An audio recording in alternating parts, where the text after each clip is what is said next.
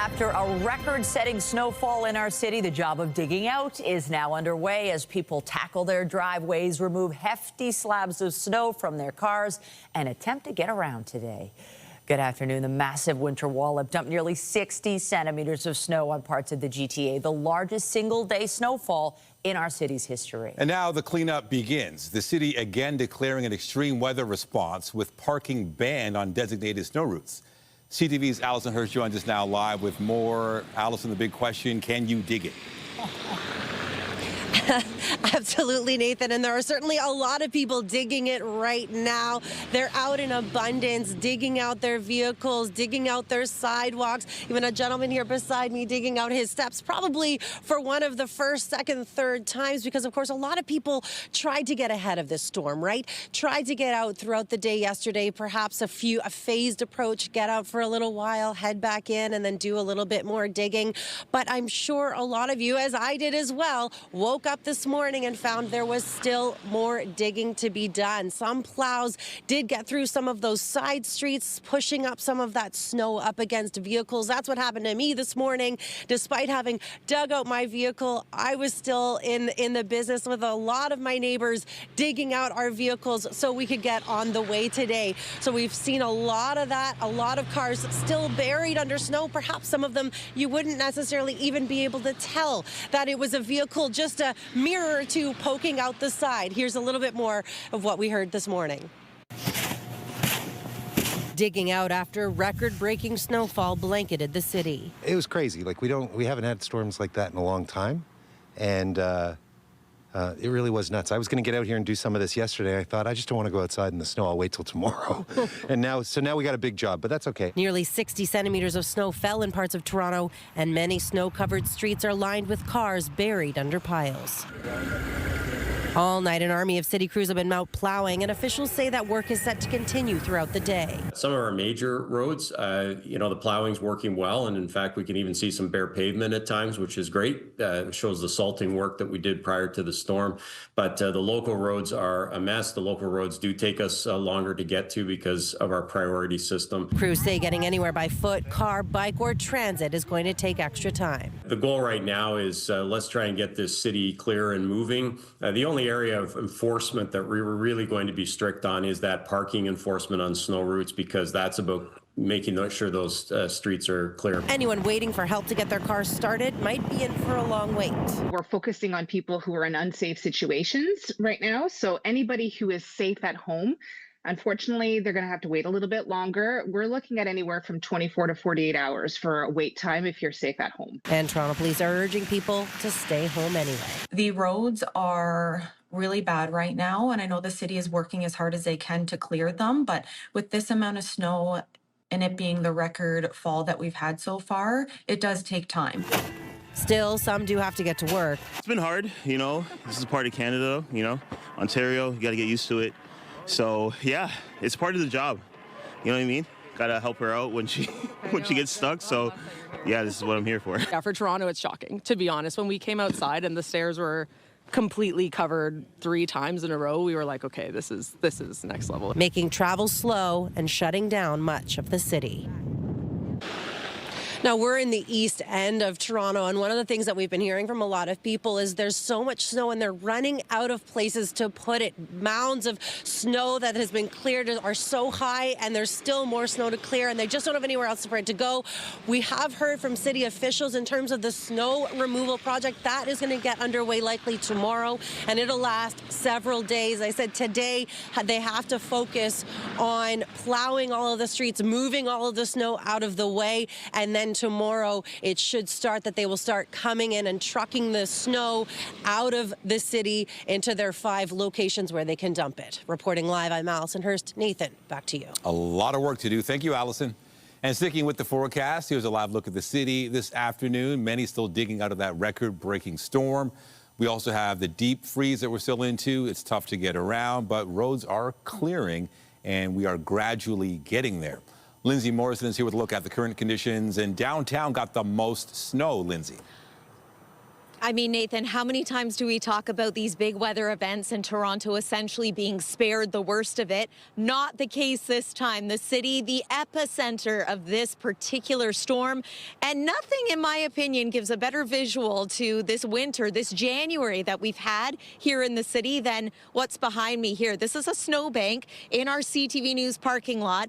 Does that summarize how much snow has had to be cleared from the parking lot? I think so. An absolute mountain behind us. And I know many people feel that they have their own mini mountains in their neighborhoods too. Here's a look at some of the snowfall numbers, and these are official numbers as reported to and from Environment Canada. Toronto City Centre, 56 centimeters of snow. Toronto Pearson, 46 centimeters. It's worth pointing out that there were a couple of measurements in Scarborough South of around 65 centimeters of snow. So it was a doozy, to say the least. Now that storm system has moved off. It is to the east. It's impacting Atlantic Canada and parts of Quebec right now. We'll zoom in a little closer to show you that the system snow has come to an end here in southern Ontario. There is a pretty powerful squall line coming off Lake Huron at this hour. And that is where we find snow squall watches and warnings in effect. However, I do want to point out that all weather advisories have come to an end around the GTA. So the active weather portion of this storm is finished. Winds out of the northwest today. That's a change. We had a strong easterly wind yesterday. You will find that these winds are blowing some of the snow around. So you think you're done shoveling, and then all of a sudden more snow is back on your sidewalk, your driveway, your walkway.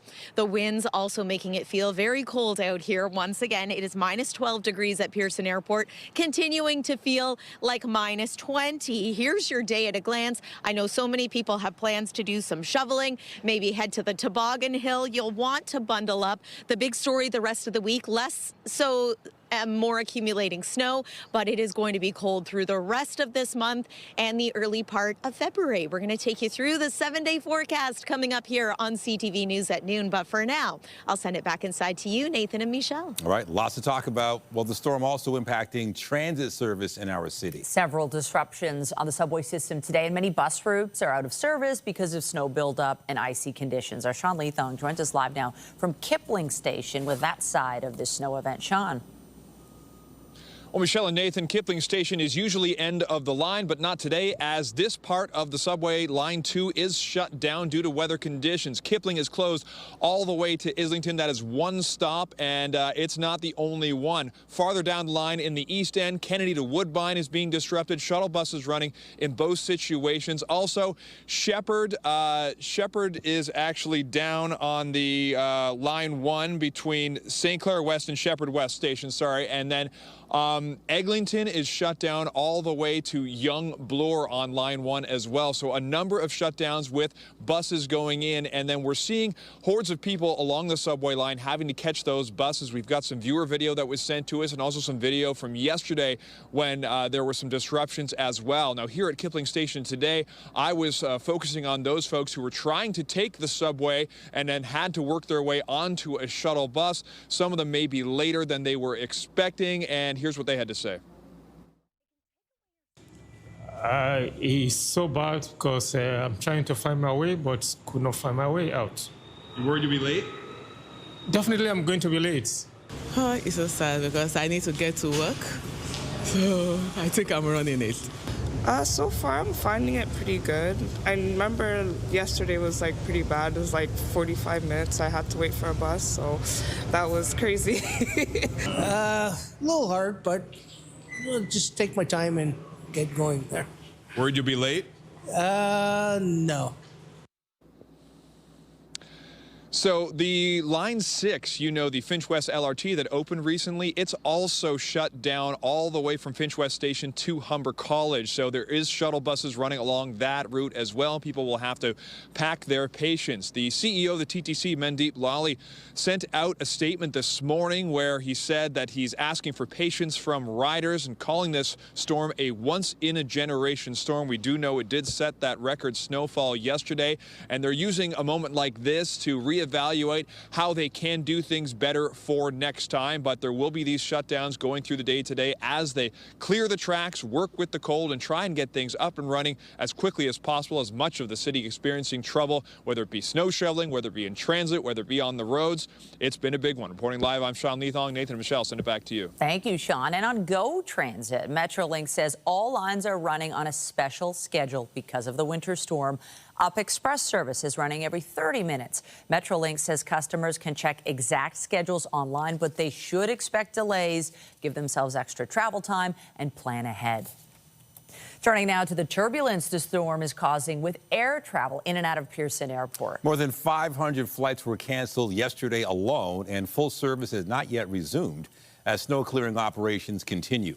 CTV's Rahim Ladhani joins us live at the airport with the very latest. A lot of people, I'm sure, still waiting.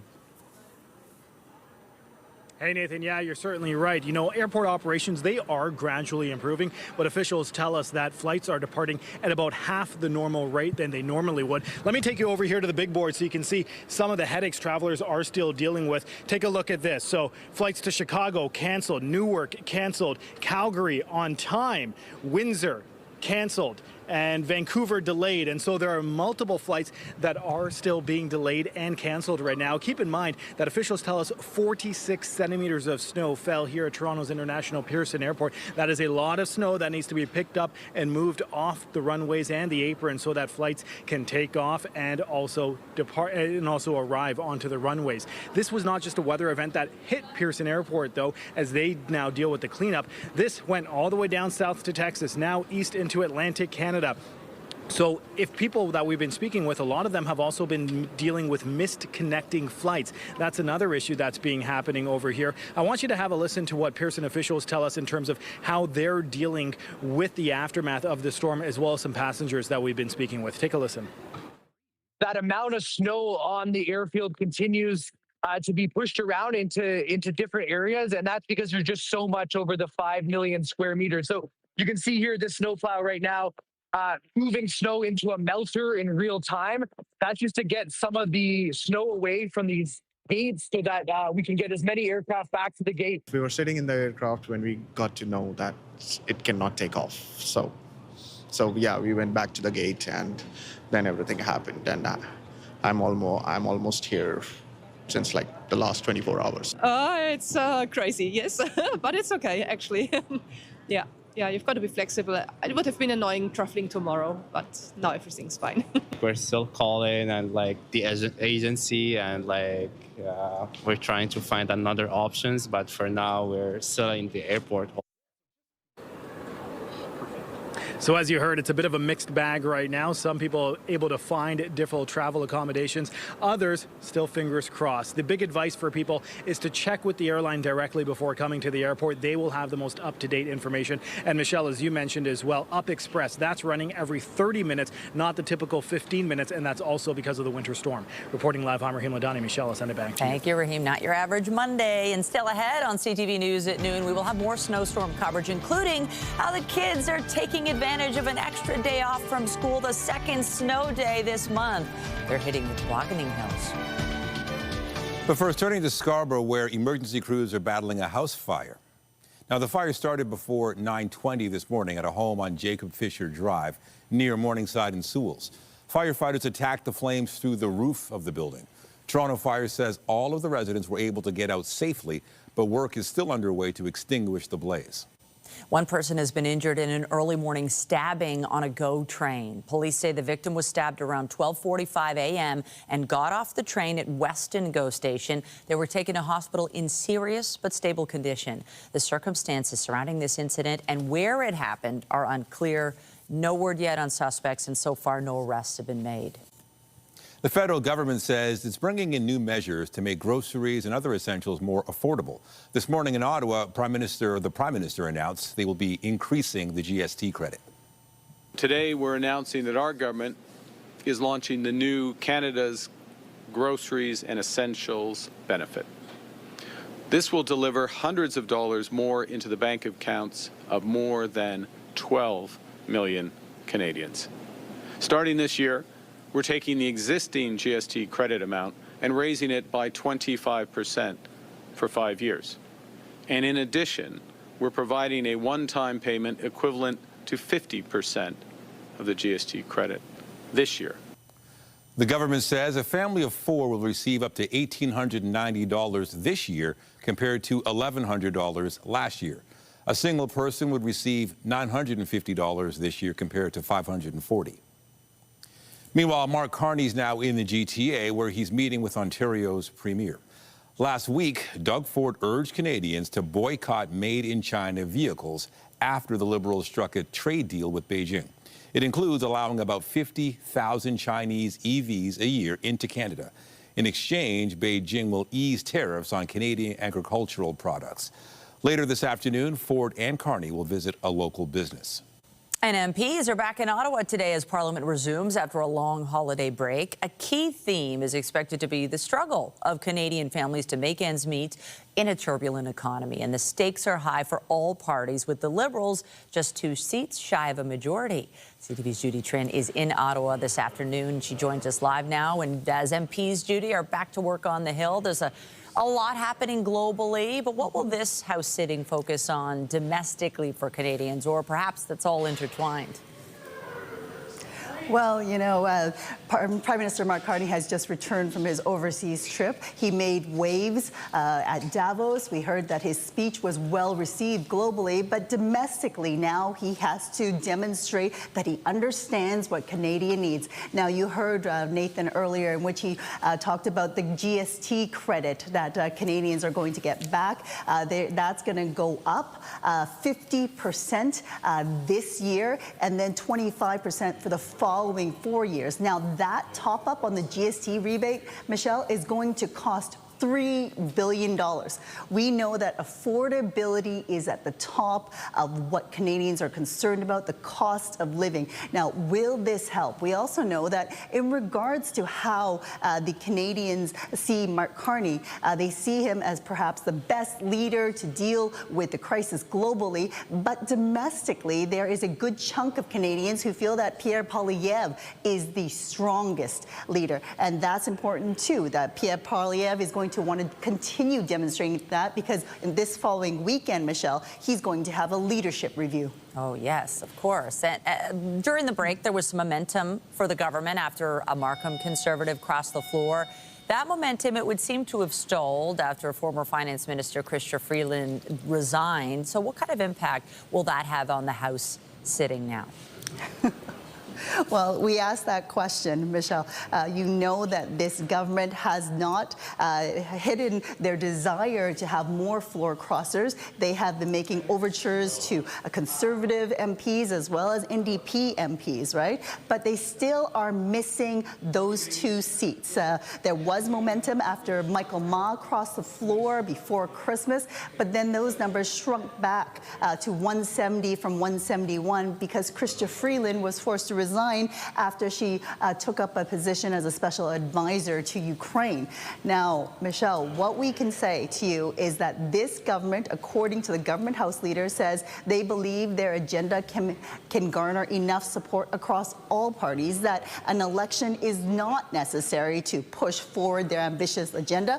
But Steve McKinnon also said, you know, that is if the Conservatives are willing not to be obstructionists. So we will see what happens. We will see. CTV's Judy Trin live for us in Ottawa, where the MPs are back to work. Thank you. Yep. In the U.S., there are at least 18 storm-related deaths after a massive storm hit much of the country over the weekend. There was a deep snow extending 2,100 kilometers from Arkansas to New England. It halted traffic, canceled flights, and caused wide school closures.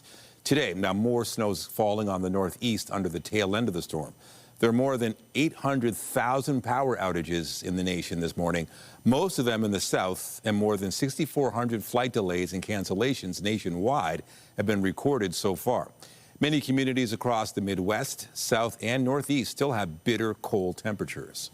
A federal judge is hearing arguments on whether she should at least temporarily halt the immigration crackdown in Minnesota that has led to the deaths of 2 people now by government officers.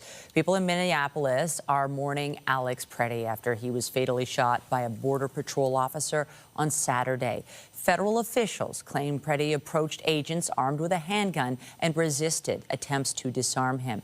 But witness video shows a different sequence of events. The cities of Minneapolis and St. Paul and the state sued the Department of Homeland Security earlier this month. It followed the fatal shooting of Renee Good 5 days earlier by an immigration and customs officer. Ryan Wedding is expected to be arraigned in Orange County, California today. The former Canadian Olympic snowboarder is accused of running a major drug trafficking organization and ordering the killing of a witness. The 44-year-old has been wanted on alleged cocaine trafficking and murder charges since 2024. Wedding was 6th on the FBI's most wanted list until his arrest late last week. At a time when the Prime Minister is calling for national unity, there are voices pushing instead for separation. And that debate is heating up in more than one province. CTV's Kathy Lee has more. Beneath the calm of Main Street in this small Alberta town, the minds of many people who live here are anything but at rest. And in this place, those thoughts are loud enough to hear. Alberta separating? Yeah. 100%. Jeff Olson, a business owner in Innisfail, says he's frustrated with Ottawa's treatment of Alberta. The job of the West is to keep the East prosperous. They've made that very, very clear. While some polls point to the majority of Albertans not wanting to break from Canada, noise surrounding separatism across the province louder in recent weeks, as the group Stay Free Alberta circulates a petition for a referendum question on whether the province should leave Canada to be an independent state. An independent Alberta will be able to function with zero income tax, right? Zero carbon tax, zero capital gains tax. Several First Nations groups, though, already launching legal action to stop the petition from moving forward. But in a province hundreds of kilometers away, the idea of separation is back in play. At a key party convention this weekend, the Parti Québécois rallying supporters around the prospect of Quebec independence, as the party leads in some polls ahead of an election in October. This as the Prime Minister called for national unity last week following the World Economic Forum. There are literally billions of people who aspire to what we have built. An economy that delivers broadly shared prosperity. But at least in Alberta, the sentiment doesn't align with some. I think a referendum would push more of an actual honest discussion about sovereignty and like what Alberta is able to do with what we have. It's certainly important for people to be able to make up their mind what they want to do going forward for Canada. The group Stay Free Alberta needs to collect just under 178,000 signatures by May 2nd. Kathy Lee, CTV News, Innisfail, Alberta. Well, happy snow day to everyone celebrating or perhaps not celebrating, just staying warm inside at home. It's a little tricky to measure the snow out here right now because, of course, there already was so much snow on the ground from the last storms. I'm hitting some ice there and some snow from a previous storm, but that's close to 30 centimeters of fresh snow out here. And there's a look at the snowfall totals for the city of Toronto. And again, this is just yesterday, about 46 centimeters recorded at Pearson Airport. That smashes the previous daily record of snowfall in one day for the city, which was just shy of 40 centimeters. Not a whole lot of snow in the forecast from here, at least not for us. Accumulating snow over the next 2 days, the closer you get to the shores of Lake Huron, thanks to lake effect bands, we could pick up another trace to a centimeter or two. Coming up, we've got lots more as far as storm coverage is concerned, and we'll talk about the cold expected for the rest of the week. That's coming up here on CTV News at noon. Stay with us.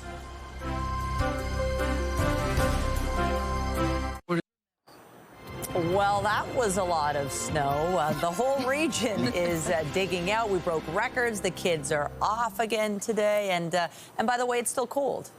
It is free. Yeah, rarely is it so cold and you get snow and then so much snow. I was just mesmerized by it. Yesterday, I was just looking out the window watching it. It was as if, Lindsay, it would not ever end. I know. Well, this feels like an endless winter, doesn't it, Nathan and Michelle? And we're not even finished January just yet. But you're right. It was beautiful, if that's your perspective. It's actually quite beautiful out here right now. The sun is shining. The birds are chirping. Every once in a while, there's a gust of wind that blows past this tree I'm standing near, and it starts to look like it's snowing all over again. That's more of the story for today, the blowing snow as opposed to any falling or accumulating snow. And of course, the big dig. That's what everyone is doing today. Weather is brought to you by the Pressler Law Firm, the injury lawyers you don't pay unless they win. It was a doozy of a storm, and of course, we talked about it being a one-day record snowfall for the city of Toronto. But how about this? Looks like this is now easily our snowiest January on record, too. These are the numbers from Pearson Airport. You may recall January 1999. That was the last time we had a particularly snowy January. What does that remind you of? Of course, yes, then Mayor Mel Lastman infamously calling in the army to help clear out Toronto. Yeah, so that should give you an idea of how much snow there could be on the ground in certain neighborhoods right now. Another look at the satellite and radar. We've got a pretty potent snow squall off Lake Huron impacting the Goderich area, perhaps around Bayfield at this hour. Snow squall warnings are in place, yellow level alerts, so just be mindful if you do have travel plans in this part of the province. But all weather advisories have come to an end around the GTA. As far as any lake effect snow is concerned for us, we might get clipped by some flurries here and there. That's about 5 p.m. tomorrow, as I think many more cars are going to be back on the road. So just be mindful of this, maybe a trace to a centimeter or two for us. And then Wednesday, once again, we find ourselves with a mix of sun and cloud and the chance of flurries. That's sort of the pattern all week long. Here's a look at how much more snow you can expect, depending on where you're joining us from today in the province of Ontario. Expected to be snowy couple of days around Owen Sound, for example. Winds are coming out of the northwest today. We're going to tap into a southwesterly wind for tomorrow. It could be quite gusty, and unfortunately, it's not going to warm us up all that much. We remain cold through the rest of this week, through the rest of this month, and perhaps into the early days of February, too. But we have seen an improvement here in Toronto. It is now minus 10 degrees with a wind chill of minus 17. You'll notice that temperatures themselves are still in the minus 20s in parts of northwestern Ontario. Today's forecast high is minus 8. We still have several hours to get there, and hopefully we will. It's funny how it's all relative. Suddenly minus 8 degrees seems like not so cold of a day, but that is still below seasonal and quite chilly for this time of year. Tonight at a glance, minus 9 degrees this evening. Chance of flurries once again. Overnight low expected to be around minus 15. Wind chill near minus 26. And as we make our way through the day tomorrow, here's a look at what you can expect. Might be another good day for tobogganing, but yes, I do have a feeling the kids will be back in school. Daytime high, minus 7 degrees, mix of sun and cloud, and just a chance of some flurries. Upper air pattern shows that cold is here to stay, so keep the layers handy, keep the snow pants handy too. Here's your 7-day forecast. Chance of flurries, as mentioned, most days. The coldest days at this point look to be Thursday and Friday, with highs remaining in the minus double digits. Overnight low Thursday could dip as low as about minus 20 degrees once again.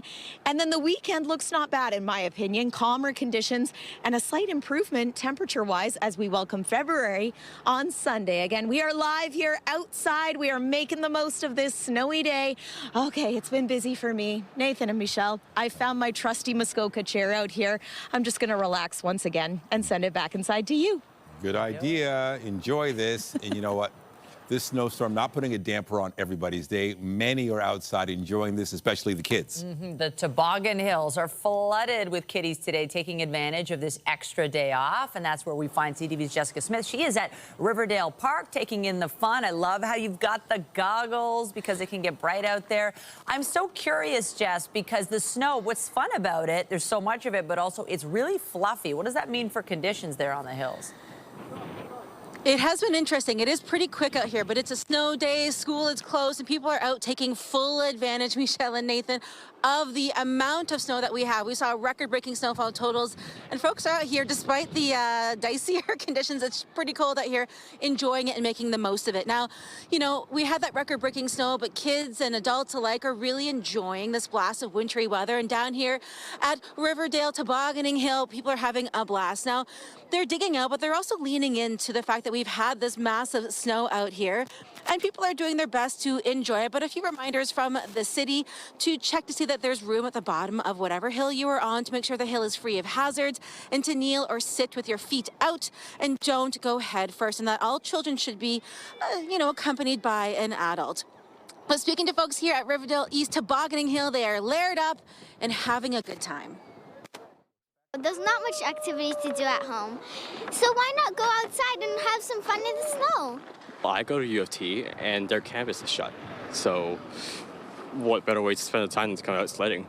What's the hardest part, going down or coming back up? Of course, it's coming up, but also going down is super tough. Like, I was stuck in the snow in the middle of the hill? Yeah, hill, yeah. Scale of 1 to 10, 10 being the best. How do you like it? 10 out of 10. Perfect. Perfect. Yeah. On the City of Toronto's website, they do have a full list of all the hills that they monitor, so you can go and check that out. But honestly, folks are out here having a fabulous time despite the negative temperatures. Reporting live, I'm Jessica Smith. I'll send things back inside to Nathan. All right, everything positive except the negative. Thank you, Jess. After the break, Super Bowl 60 is set, and it's a rematch of 2015. We'll show you how the Patriots and Seahawks made it through to the finals. Stay with us.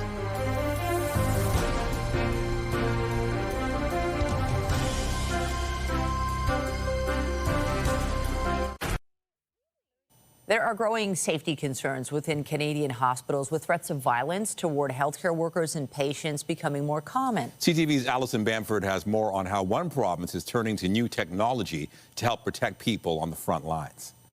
Walking into Saskatoon's emergency departments now looks a little like airport security. Everyone who walks through the doors of a Saskatchewan healthcare facility deserves to feel safe. This week, the Saskatchewan Health Authority installed metal detectors in all Saskatoon and Regina emergency departments. The move follows a letter from more than 200 ER staff in Saskatoon describing escalating violence, and a pilot project that seized crowbars, machetes, and imitation guns from people trying to enter Royal University Hospital. One weapon coming into our facility would be too many. Additional security will be hired to help staff the metal detectors and ensure patients can flow through the entrances quickly. Saskatchewan isn't the first province turning to technology to address growing safety concerns. ER departments in Ontario and Manitoba, including Winnipeg's Health Sciences Centre, already use weapon detectors. A metal detector is a great start, but it is not the only solution to these problems. A 2025 survey from the Canadian Federation of Nurses Unions found 6 in 10 nurses experienced violence on the job. Healthcare unions say changes to security staffing, training, and policies are still needed. The fact is that there's chaos everywhere you look in our healthcare system. The government also ordered an independent review of hospital safety and security for the entire province. Saskatchewan's health minister would like to see it done quickly, but gave no timeline for how long it might take. Allison Bamford, CTV News, Saskatoon. In sports, the Raptors were looking to wrap up their 5-game Western road trip on a winning note, taking on Shai Gilgeous-Alexander and the best team in the NBA. Holmgren, Dort, Gilgeous-Alexander, Wiggins, and Williams. A block by Scotty. What a big-time Defensive Player of the Year play. Scotty Barnes filling the stat sheet, finishing the game with 10 points, 11 rebounds, 8 assists, and 3 blocks. Emmanuel quickly was fouled and made 2 free throws with 8.2 seconds left as the Raptors pulled off the 103-101 victory over the league's top team. They finished the road trip with a 4-1 record and sit 3rd in the Eastern Conference. The Raptors return home to take on the New York Knicks on Wednesday. On the ice, the Maple Leafs were looking to snap their 3-game losing streak, hosting the Colorado Avalanche yesterday afternoon. Chance in front, Cowan turned away by Blackwood, looks back, another chance for Ryan, rebound, score! Many committed fans braving the snowy conditions to take in the game at Scotiabank Arena, but it wouldn't be the outcome they were hoping for. Max Domi scoring the Leafs' only goal late in the third period as the Avalanche cruised to a 4-1 win. The Buds will look to get back in the win column tomorrow, hosting the Buffalo Sabres. We now know who will be facing off in this year's Super Bowl after the conference championship games yesterday. New England Patriots quarterback Drake May with the lone touchdown as the Patriots held off the Broncos 10-7. The game started off with green grass but ended in a blizzard. Both teams missed several field goal attempts, and New England eventually held on for the victory. They'll be going for their 7th NFL title and first with May as the quarterback.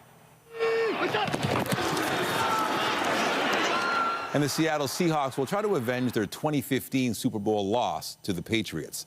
They held off the Los Angeles Rams 31-27 to advance to the big game.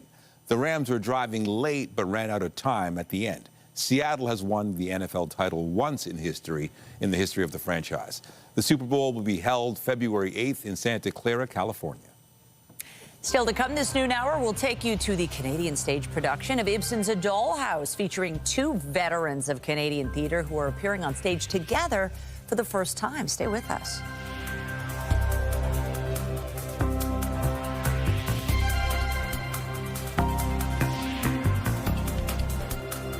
Get Toronto's top stories, breaking news alerts, and watch live. Download the CTV News app.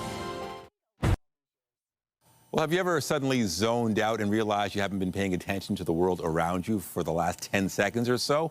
Well, a new study suggests that's not your brain dropping the ball, it's your brain doing some housekeeping. For more, we're joined by CTV science and tech expert Dan Riskin. So, Dan, what exactly is going on during these brain lapses? Sorry, I wasn't listening. Of course Can you not. say that one more time? Yeah, there it is. No, this is we've all had that happen where it feels like our brain just lets us down. And I like this study because it's showing us that our brain's actually working really hard in the background to try to help you out. When you don't get enough sleep, that happens more often. And so for a study, they had people come into the lab and have their brain scanned while they were playing a game where they basically just had to push a button whenever a dot moved on a screen. And they did it twice. They did it once under normal conditions, and once they went in and did this when they hadn't slept the night before. Experimentally, they were kept awake all night.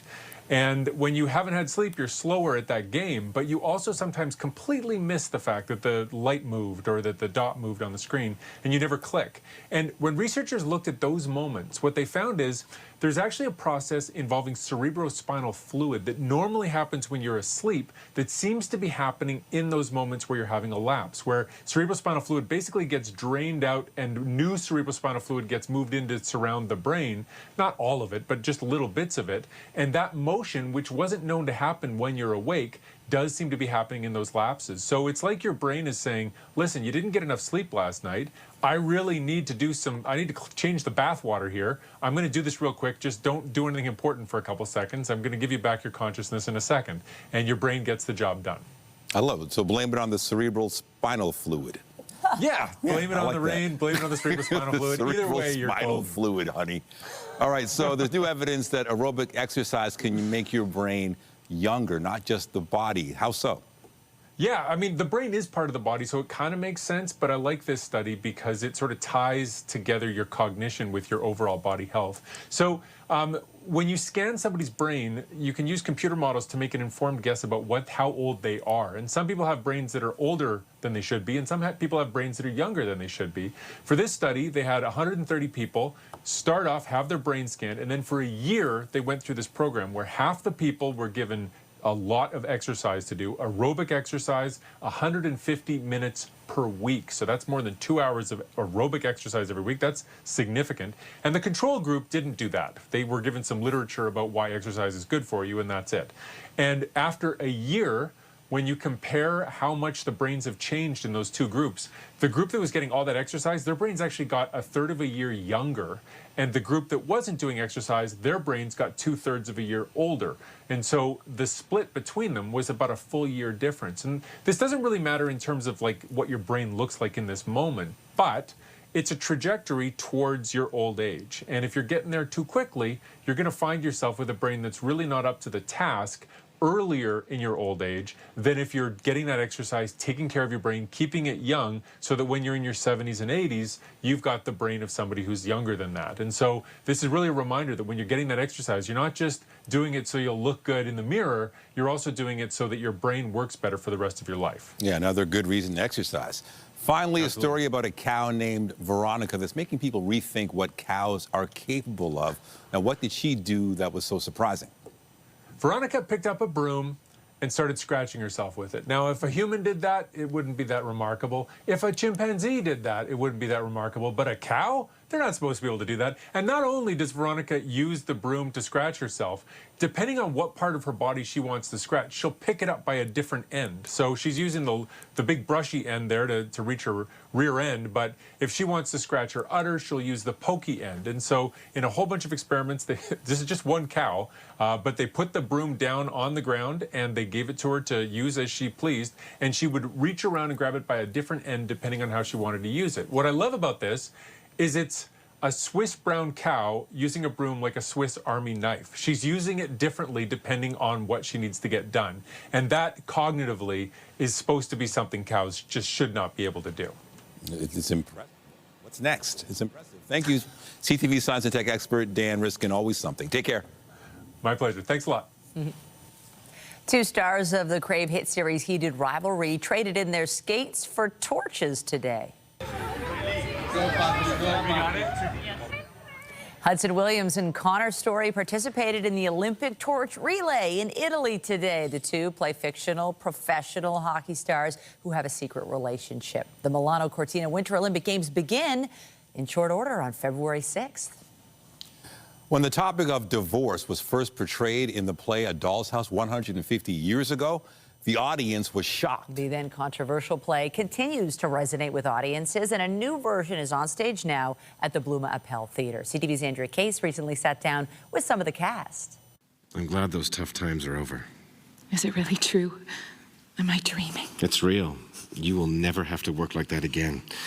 We will have what we want. This is a couple whose lives seem perfectly happy, but the marriage in Henrik Ibsen's A Doll's House ends in divorce. Commonplace today, but when written in 1879, such a topic on stage was unheard of. It's a potboiler, which is not what I expected. This version was rewritten for the stage by American playwright Amy Herzog in 2022.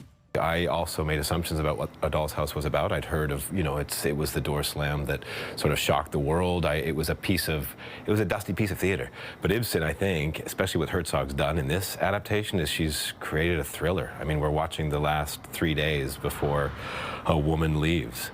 It's amazing. Gray Powell and Haley Gillis played the married couple Torvald and Nora Helmer. This adaptation, in Gillis's words, is condensed. There's lots of laughter.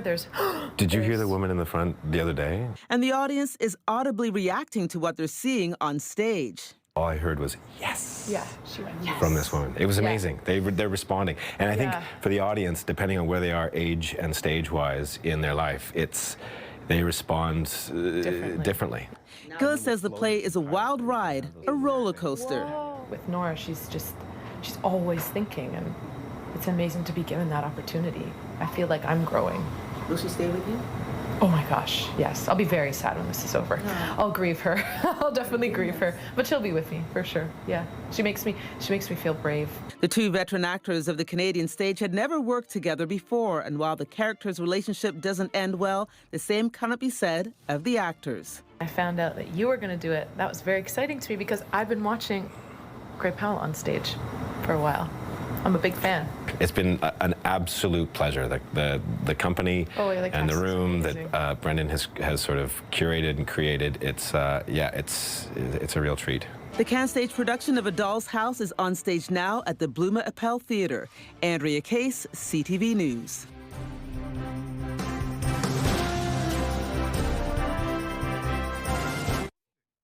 While the snow has put much of the city at a standstill, it's not stopping kids from getting out and enjoying it. It is a snow day after all, with classes canceled everywhere. Kids are getting outside for some winter fun. Let's go back outside and check in with our Jessica Smith, who is at Riverdale Park. Jess, fresh powder and lots of it. Listen, people they're skiing, they're snowboarding, they're tobogganing down the hill, and everyone's got their own technique. Before you guys go down, can I talk to you really quickly? Yeah, absolutely. Okay, hold on. Are you going to stay there the whole time? Yeah. All right, so tell me your name. You're Bo? Yeah, Bo. My name is Ernie. And your name? Ida. And at the bottom? Finley. So talk to me, we're going to get down here, about the best part about tobogganing on a day like today. Probably the, way down. It's fast? Yeah. What is your technique? What's your technique for getting down there quickly? I don't know. Human sandwich. The human sandwich. The human sandwich. What's been the best part about today so far? No school. No school, yeah. And for you, what's the best part about today? Was it fun? Mm-hmm. How fun?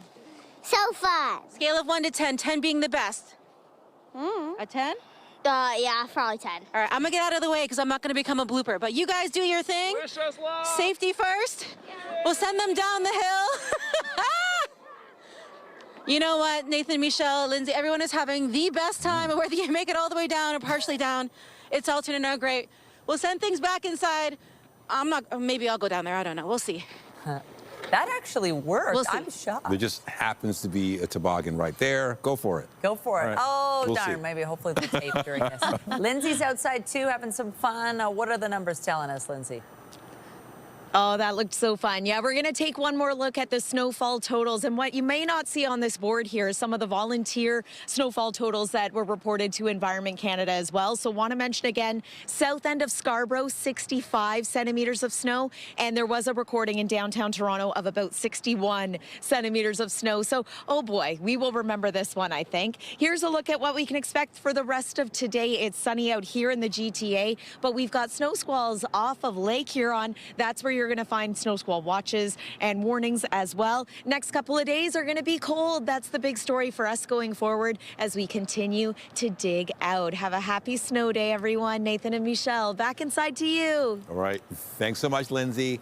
And that is it for CTV News at noon. Remember, you can get Toronto's breaking news all day long on CP24 and at ctvnewstoronto.ca. For Lindsay Morrison and the whole team here, have a pleasant afternoon. I'm Michelle Rubin. And I'm Nathan Downer. Be sure to join us later for CTV News at 5 and 6. Have a great afternoon.